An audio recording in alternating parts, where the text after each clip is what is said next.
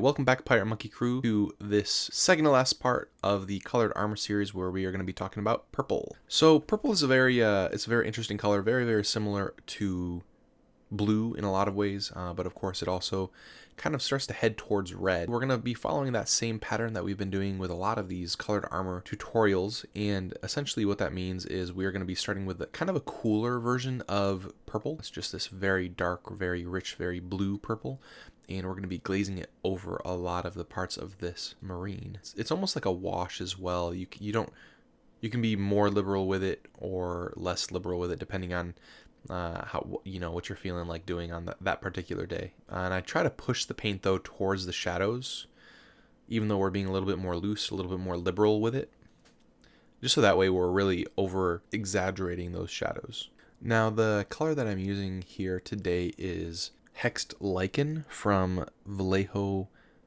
Game Air. That's a really fantastic, cool purple, blue purple.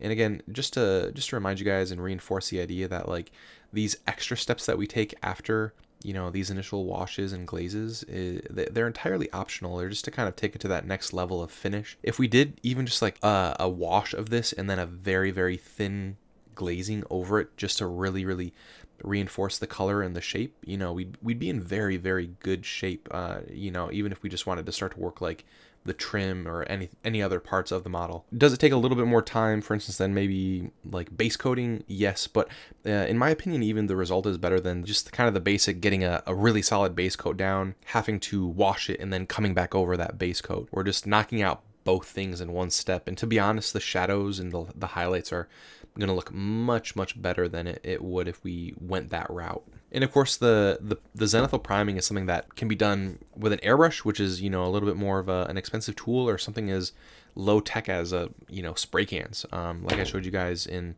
the earlier tutorials. This is definitely not something that you can't do if you don't have the right tools. I guarantee you already have the right tools in order to paint something like this. The one thing as well that I'll kind of touch on with the paint that we're using is that it's a naturally transparent paint, and really saturated, really good blues and purples.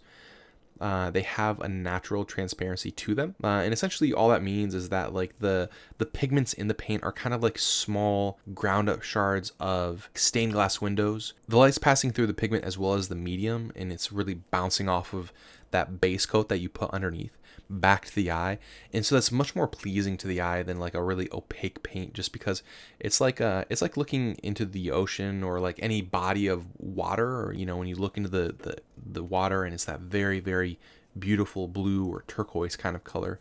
It's the same kind of thing here going on, just in this case with a pigment that's either naturally purple or a transparent blue and a transparent red mixed together. A little bit of extra color theory there for you. So now, just like with a lot of the previous examples of this technique, we're being mad lads, and we're coming back in with the airbrush or spray can, and we're doing another zenithal priming. And this one is a little bit lighter than the initial one. You're gonna have more control with an airbrush, but doing it with a spray can is gonna give you an equally fantastic result. And we're just kind of hitting these upper areas just to really make sure that our highlights are just like super intense. And so what we're going to do after this, in fact, is we are going to warm up our purple just a little bit more, and we're going to hit these upper areas, and it's just going to add that much extra contrast to this already fantastic looking miniature. There's the result of that second highlighting. And so here we've taken Reaper Clear Magenta, and we've mixed it in with that Hexed Lichen to kind of warm up this purple. Purple, in my opinion, really is kind of a game of warm, cool contrast. That's how you get a really nice purple. And purple is one of those colors that is 100% a little bit more challenging until you kind of figure this out. And hopefully this tutorial acts as a good guide in helping you to figure that out and explaining that for you. And also just creating like really kick-ass looking purple armor. We're going to be working in kind of the same thinness that we were previously with the Hexed Lichen alone. And we're just kind of hitting these areas anywhere that we really see white primer we're wanting to hit with this brighter color. And you can see the thinness there on my hand. It's pretty thin. Now with glazes, one of the payoffs of working thinner is that it's going to take a little bit longer, but the benefit of it is that it's going to be much more controlled than if it is a little bit thicker.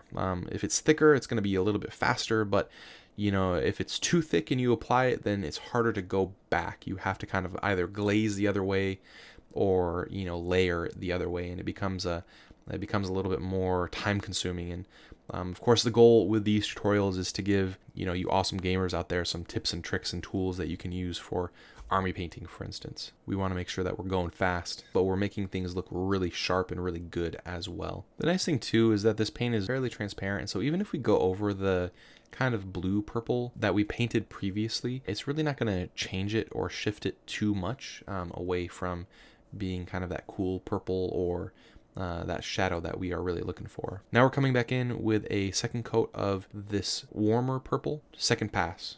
And as always, just trying to push the paint, you know, around and covering these areas where it's a little bit brighter. You know, we don't want to remove our highlights, but we really want the warmer temperature and that, you know, a little bit brighter white that we just sprayed to really become the focus. And that way we just get just an incredible amount of contrast super fast. And again, the degree that you take this to is entirely up to you. How many steps you do is entirely up to you. In my opinion, really the only requirement of this tutorial would be to do 2 to 3 layers of the Hex Lichen over the zenithal priming. That, in my opinion, is gaming quality. What we're doing right now is taking it just a little bit higher, kind of to like more of a medium or even a high tabletop potentially, depending on how far we go through this. With glazing processes as well, the more glazing you do, essentially the more light is going to be trapped in those glazed layers and is going to come back to the eye.